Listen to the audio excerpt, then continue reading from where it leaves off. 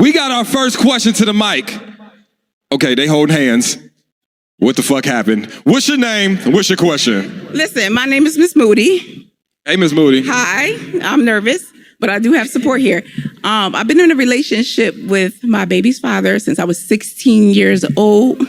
We got married. We've been married for 5 years. Wow. He recently left me, and I just saw him here with his new girlfriend. Oh, no.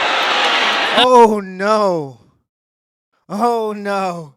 That brother better hide. If they find out who he is going to need Putin-level security to make it out of this venue. If I would have seen my wife or ex-wife in the venue with me, I would have said, we got to go. I left the oven on. This is absolute insanity. This is literally every woman's worst nightmare. This is the Hollywood film where the guy and the girl, they grow up together, they get married, the guy makes money and then leaves the wife for some younger girl. This is literally every woman's worst nightmare. That brother better duck and hide. So he's here? Okay. Oh, no. So what's your question? This is all fresh for me, so it's like... Hold on. Wait, hold on. This is all new. This is all fresh for me. You said what? No. This is all new for me. Like It's this. all It's all new for you? Yes. So who you bring? Oh, you brought your girl. And you look cute? Okay, so why we give a fuck about what they doing? You having fun?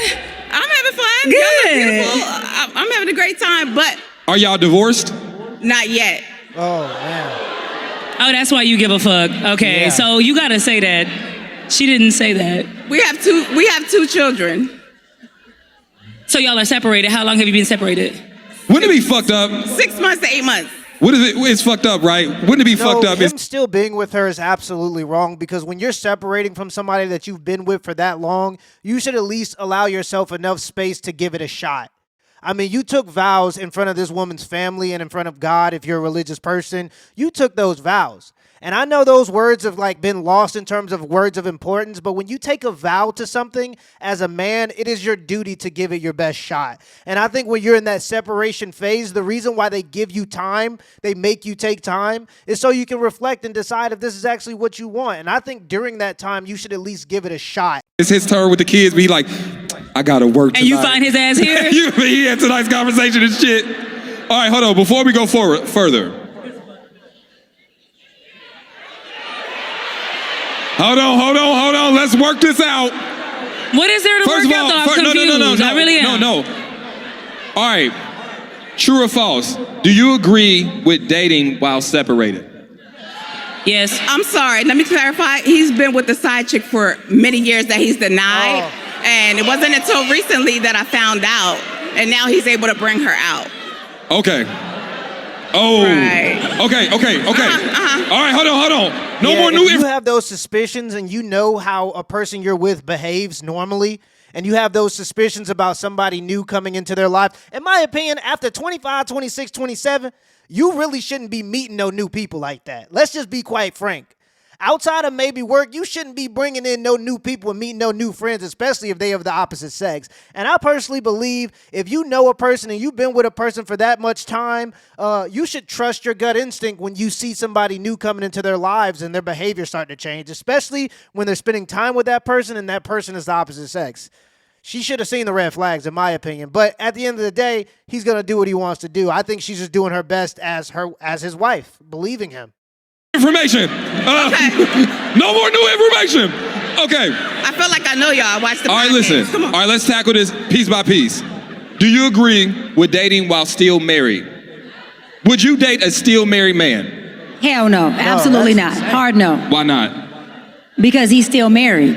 And because my thing is, I know that they have conversations that still probably represent marriage or still represent some flirtatious things, right Not or at wrong? all.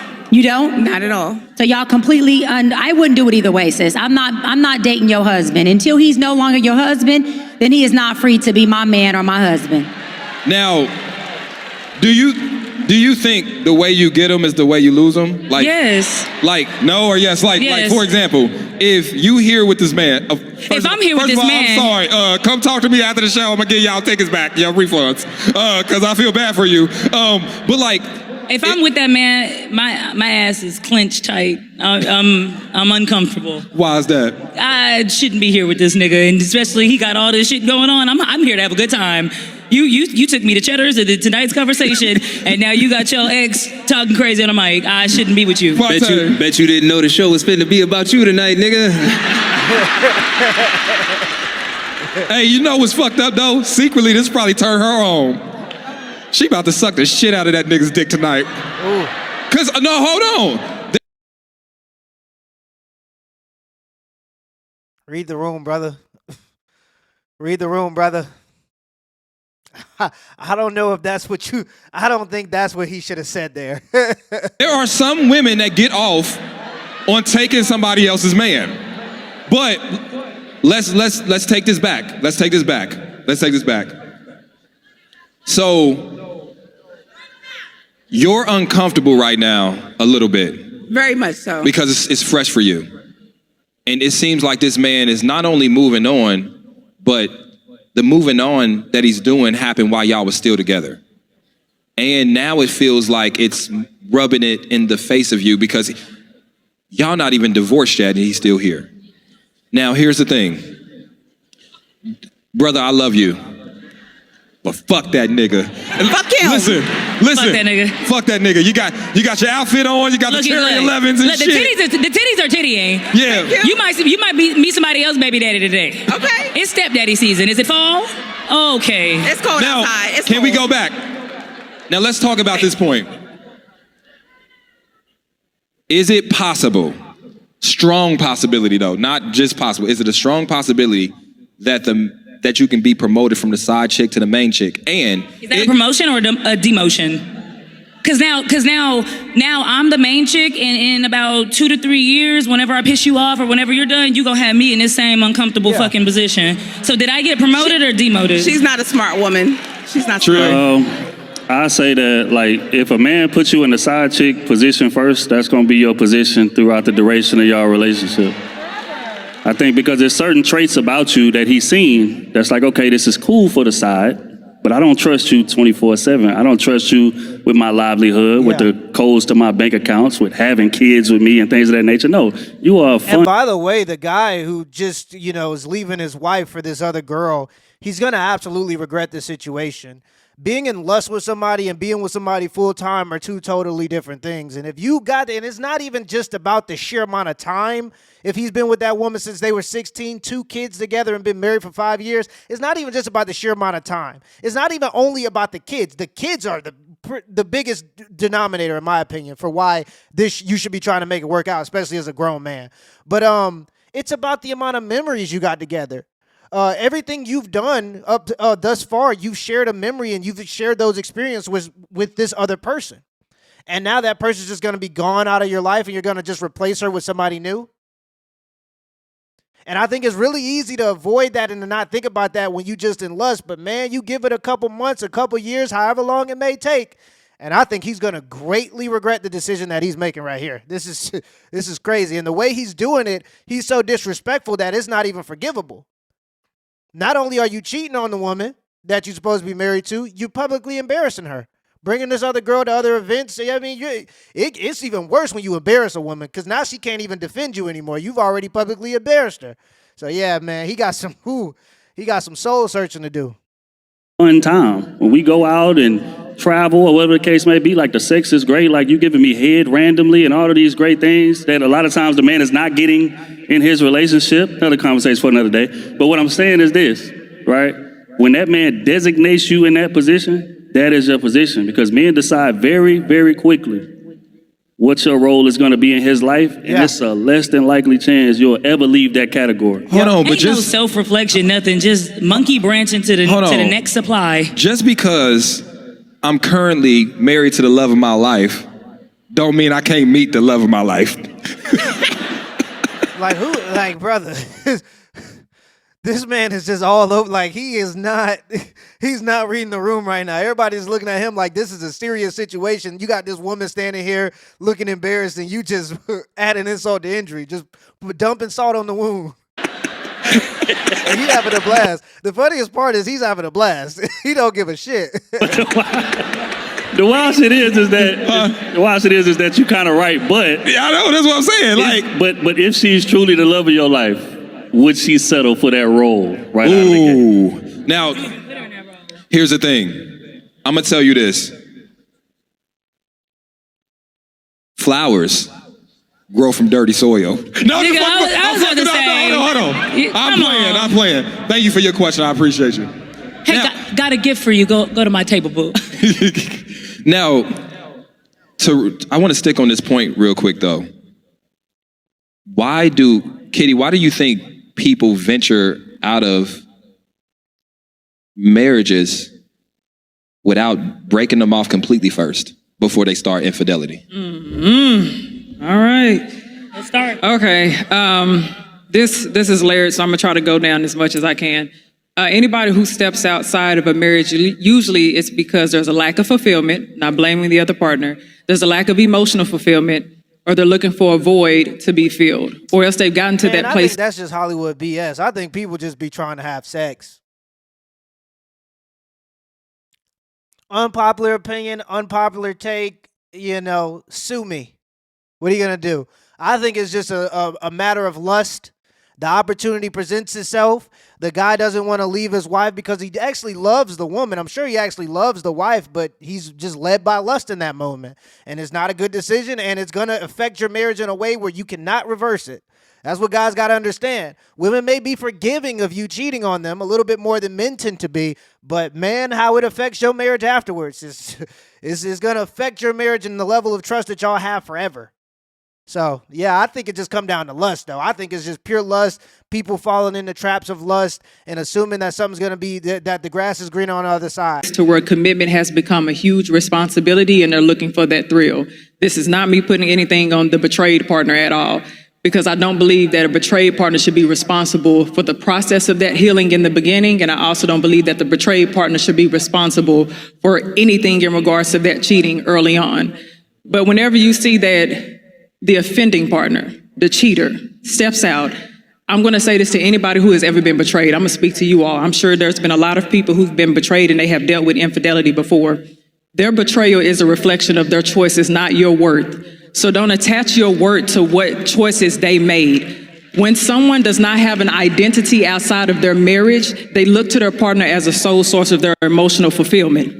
And that's where a lot of their unhappiness comes from. And then you start to feel guilty because they start pointing the finger at you to make you feel like they can equate whatever their offense is to your wrongdoings or whatever it is that you fell short on. Don't allow that to happen. This is the reason why post-infidelity, so many people actually struggle with recovering. But for the young lady who was just at the mic right now, I'm sure because you have dealt with that infidelity, it is still hard for you to process. But look at it this way, because sometimes you do have to reframe the way you see things in a way that you think. That's what I think a lot of the times it is. I think it's the person who offended, the person who cheated is trying to push the blame over a little bit. Instead of just saying that it's about lust, they oftentimes try to kind of blame the other person by saying I wasn't feeling fulfilled or whatever they may imagine or cook up. But at the end of the day, I think it comes down to lust. I think that almost all the time when there are other components, it's just the person trying to push the blame. Painful, but it's possible for you to get over. Look at this now as this is a gradual way of you being exposed to this trigger now. Look at this opportunity. If you change the way you think, you'll heal a lot faster. Be glad that now you see that this is a space that still evokes some type of distress. Yes. Now it's your responsibility to go ahead and start regulating those emotions and processing what's going on.